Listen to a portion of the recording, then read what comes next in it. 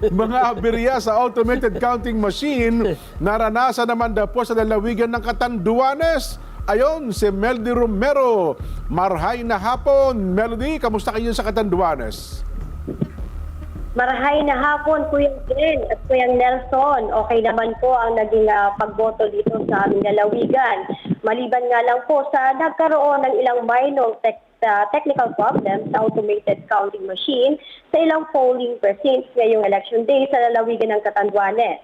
Sa Hawan Ilaya Elementary School, Bayan ng Birak, 10 balotang hindi tinanggap ng ACM at naantala ang pagboto ng mga botante ng halos isang oras bago maibalik sa proseso ang pagboto. Sa Santo Domingo Elementary School, Birak ay nagkaroon din ng aberya sa ACM matapos itong hindi tanggapin ng ilang balota na agad din inayos. Sa Gogon Elementary School, Birak naman ay nagkaroon din ng magkatulad na aberya bandang alas 5:30 ng umaga at nagsagawa agad ng troubleshooting ang Electoral Board Chairman katuwang ang DESO Technical Support Staff para maipagpatuloy ang pagboto. Minor technical problem din sa ACM ang naranasan sa Birak Mayrot Elementary School tulad ng scanner error, ballot thermal paper jam at rejected ballot na karaniwang nangyayari sa ACM at manageable naman ayon sa ating naging panayam sa DESO Technical Support Staff at narito ang ating panayam sa kanya. Okay, based on my experience po as DESOTech, yung common problem na na-encounter namin, especially during the open voting, number one po is yung scanner error po. So when we say scanner error, ang tendency po is hindi po nakakapag-read ng ballot yung ACM. So one of the reasons po bakit nagkakaroon ng ganung error is because for example, si botante na sobra niya yung pag-shade dun sa ballot and upon feeding the ballot, basa pa yung ink.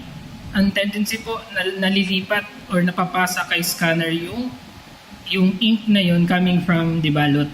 Ano po? So, ang tendency, the moment na mag-feed ka ng another ballot, magkakaroon na po ng scanner error kasi dinadaanan po siya ni scanner yung mark na coming from the ink. So, ikalawa po, na common problem dito is obviously yung paper jam or ballot jam or thermal paper jam. So, common naman po yan. Kahit yung mga nauna pang automated counting machines noon, common problem yung paper jam or ballot jam. And ikatlo, sa common na na-encounter namin dito sa Birak Pilot Elementary School is yung rejected ballots. So when we say rejected ballots, marami ding possible reasons. Una dyan is possibly yung timing marks ng ballot is either na-tamper in the sense na baka nasulatan, or meron ding instances kasi na yung coming from the stamp pad, yung di ba pag stamp natin dun sa nalilipat dun sa timing mark. So isa po yun sa mga possible reasons. And pag sinabi po nating timing marks, yan po yung pinaka critical part kasi once na, for example, magkaroon niya ng tamper, magkaroon niya ng yupi, magkaroon mapunit, so chances are i-reject na po yung ballot. So yun po yung common problems na na-encounter namin dito, especially during the open voting.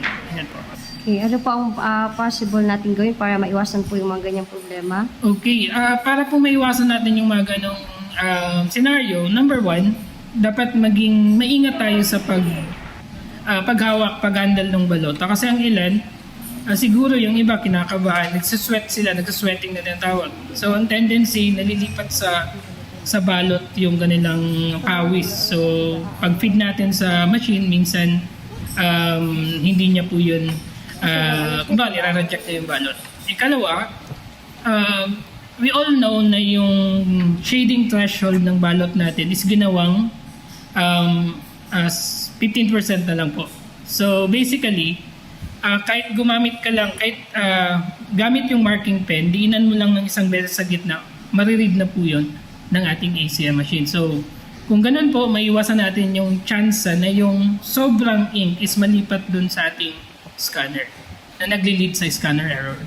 So far yun lang naman po yung mga possible ways para maiwasan natin yung mga ganong problem na na-encounter natin using the ACM machine, especially during the open voting.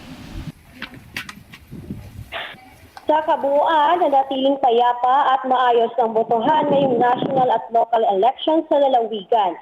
Melody Sibaldi Romero, kasama ko si Dave Roven Gallardo, para sa mata ng halalan. Matatag, matapang, matapat.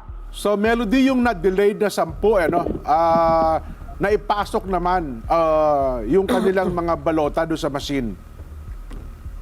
Naiulat sa atin na naipasok naman po yun pagkatapos Ayun. ng isang oras.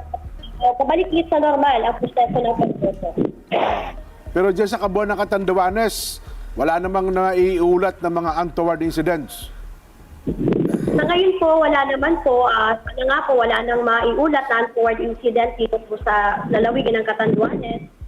Maliban na nga lang po doon sa ATM machine. Mamaya po mag-aabang pa po ulit tayo sa iba pang mga kaganapan, lalo po kapag yung closed voting process na. Kasi minsan daw po, nagkakaroon po yun ng kaunting problema o aberya sa mga ATM. So, Lalo po pag magtatransmit ng electoral proceed. halos 2 oras na lamang, mag-alas 7, matatapos na. May mga nasa presinto pa ba para bumoto? Sa ngayon po dito sa Kayalagan namin ay meron pong mga mangilan-ngilan pa na bumoboto pa. Ayan. Tinagda po ng hanggang 7 ng gabi ang pagboto ng ating mga botante. Sige, mag-antabay kami, Melody, sa mga kaganapan dyan, At nang sa ganun ay patuloy na makapag-report, malaman ang sitwasyon sa bahagi ng Catanduanes. Yan po si Melody Romero, ang ating correspondent mula po sa Catanduanes.